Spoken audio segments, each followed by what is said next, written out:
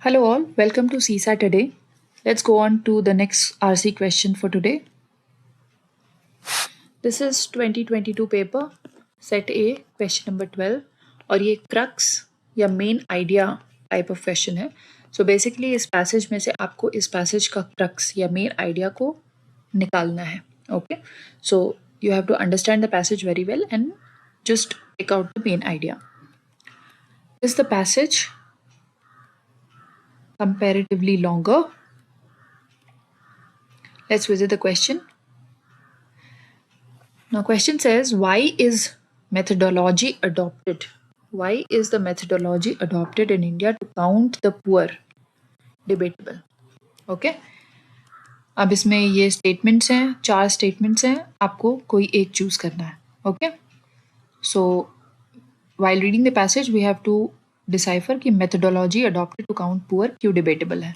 Let's go back to the passage. Okay. Now, please pause for 2 minutes, attempt the question, then get back. Okay? Let's start reading. The poverty line is quite unsatisfactory when it comes to grasping the extent of poverty in India. Okay, so कह रहा है हमारी जो poverty line है वो unsatisfactory है, उससे हमें extent of poverty नहीं पता चलता है. Okay, this is not because it is extremely narrow. It is not because of its extremely narrow definition of who is poor and the debatable methodology used to count the poor, but also because of the more fundamental assumptions underlying it. Okay, so basically क्या है, narrow definition है poverty की, methodology debatable है जिससे हम count करते हैं poor, उसके अलावा एक fundamental underlying assumption भी है जिसके वजह से poverty line unsatisfactory है. क्या है? It exclusively relies on the notion that poverty as insufficient income or insufficient purchasing power. So वो basically सिर्फ बोलता है, measure करता है कि insufficient income और insufficient purchasing power को. One can better categorize it as income poverty. हम उसको income poverty कह सकते हैं. Okay? If poverty is ultimately about deprivations, अगर poverty deprivations के बारे में है, affecting human well-being, then income poverty is only one aspect of it. तो ये कह रहा है लाइन कि अगर हमें ह्यूमन वेलबींग को देखना है तो ह्यूमन वेलबींग सिर्फ इनकम पॉवर्टी से नहीं इफेक्ट होती है. There could be other deprivations. Other deprivations क्या होती है? न्यूट्रिशनल डेप्रिवेशन हो सकता है, लिटरेसी का डेप्रिवेशन हो सकता है, एक्सेप्टेंस का डेप्रिवेशन हो सकता है. So there can be other factors that affect human wellbeing. Let's move on. Poverty of life. Okay, poverty of life in our view lies not merely in impoverished state in which the person actually lives, but also in the lack of real opportunities. Okay, given by social constraints as well as personal circumstances. So यहाँ क्या कहा जा रहा है कि poverty of life जो है वो सिर्फ इनकम की वजह से नहीं होती है, वो लैक ऑफ रियल अपॉर्चुनिटीज़ की वजह से भी होती है. अब लैक ऑफ रियल अपॉर्चुनिटीज़ किस वजह से नहीं मिल सकती हैं? बिकॉज ऑफ सोशल कंस्ट्रेंट्स और पर्सनल सर्कमस्टांसेस. इन दोनों की वजह से वो lack of real opportunities face कर रहा है. To choose other types of living, even the relevance of low income and meager possessions and other aspects of what are standardly seen as economic poverty relate ultimately to their role in curtailing capabilities, that is, their role in severely restricting the choices people have to lead variable and valued lives. मतलब economic poverty measure जो करता है low income and meager possession, that also ultimately leads to curtailing capabilities. So वो भी वही measure कर रहा है. Okay, now let's go to the question. Why is methodology adopted in India to count poor debatable? Let's see the answers. There is some confusion regarding what should constitute the poverty line. Okay, I think the passage has very well explained and there is no confusion.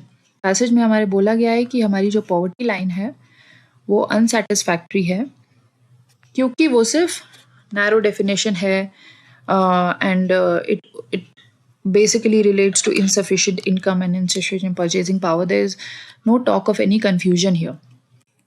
Okay, so I think we can eliminate this. Okay, let's go to option B. There are wide diversities in the condition of rural and urban poor. अब rural and urban poor आपके GS के knowledge से आपको लगेगा कि आपको इसके बारे में बहुत नॉलेज है, but you have to be very careful and mindful कि रूरल और अर्बन पुअर की बात पैसेज में कहीं नहीं की गई है. Okay, so we can not consider this. There is no uniform global standards for measuring income poverty. Again, it is out of scope क्योंकि global standards of measuring की भी बात नहीं की गई है passage में. Okay. Let's see the fourth one. It is based on the proposition of poverty as meager income or buying capacity.